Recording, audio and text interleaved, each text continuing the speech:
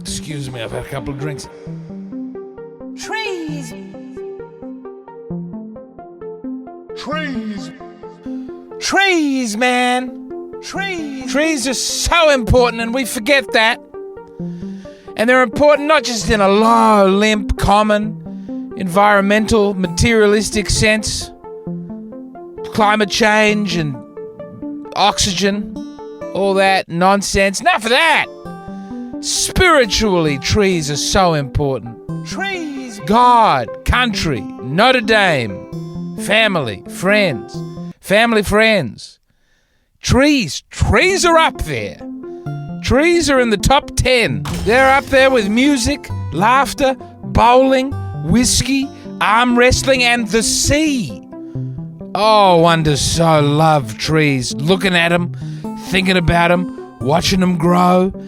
Deep down, we all know that we'd like to live in a tree. We all know that it was a mistake to come down from the trees in the first place. Trees. Find the child who doesn't want to go up in a treehouse. I'll find you a bad, soft child. But good children.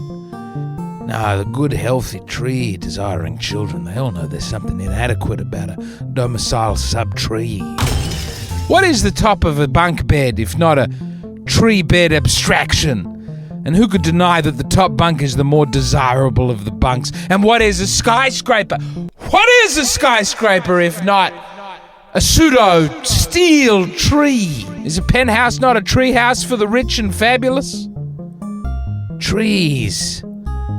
They're so important, and we forget that at our peril. Trees are beautiful when we let them alone. They're beautiful when we chop them down. Don't you get me started on fake plastic trees. That really grinds my gears. I don't know why they do it. Young Sheldon watching wraiths out there in the terrible, tedious neighborhoods. Maybe it's a misplaced sense of wanting to protect a tree. Does it make them sad to cut down a tree to celebrate Christmas time? Or just because we're having a beautiful time doesn't mean we have to punish a tree? That's mad! It's a wonderful, wonderful thing. It's a wonderful, wonderful thing to destroy a tree. A good, useful destruction of a tree. Trees. Make it into a fire. Make it into a chair. You can make those things out of oil, but boy, they're so much worse than the tree kind. It's hard to think of anything that's not improved by it having previously been a tree. Chopping boards, dashboards, floorboards, siding,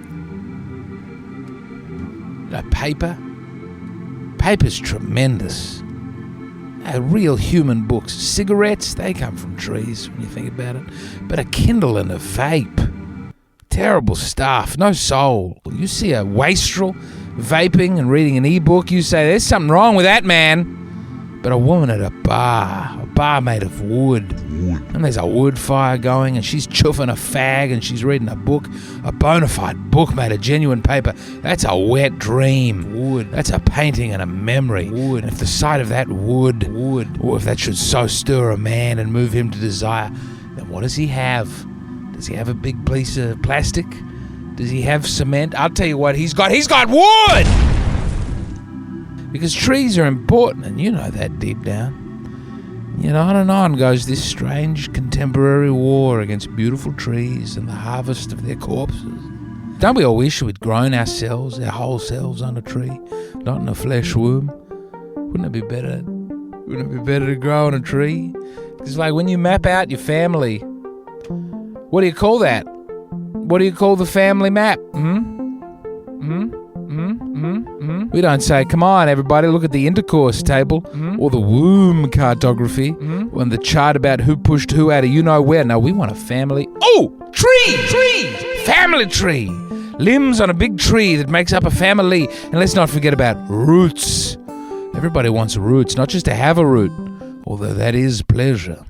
But having a root with the wood, you know what I'm saying? But also the other kind of figurative root that we speak about, a community, a culture, a language, a bank account, a seat at the bar where everybody knows your name, and possibly that woman is there with the book and the cigarette, and a zoo membership, and a disappointing footy team, and a grocery store where you know the layout, and you can say, I I know exactly where I need to go to buy the tinned soup. And you never have to have that awkward conversation of going to an employee of the store, your grocery store employee, and saying, hello, where might I find the tinned soups, good sir?